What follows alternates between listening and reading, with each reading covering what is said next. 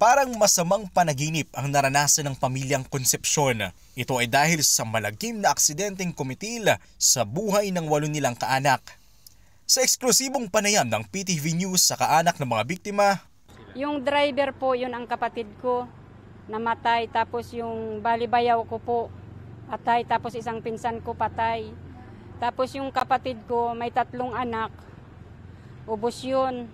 Tapos yung asawa ng kapatid ko, tapos isang 2 taong babae, yun patay pa rin po.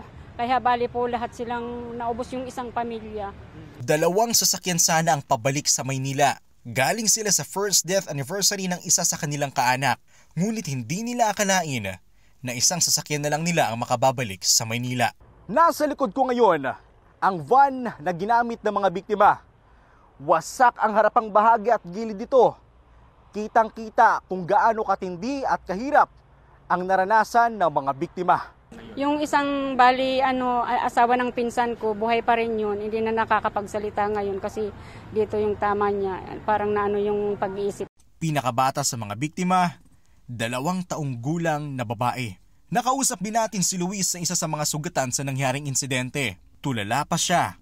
Halos di makausap at matindi ang trauma sa insidente. Ano po pagkaalam? Hindi ko maalala. Hindi na po maalala. Basta pagkagising ko po sa hospital na ako.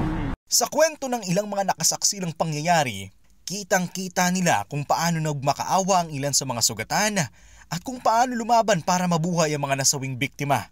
Nakita po namin na nirevive pa po yung bata. Ang asa po namin talaga, buhay po yung bata. Pero sa kasamang palad po pala, pumanaw din po.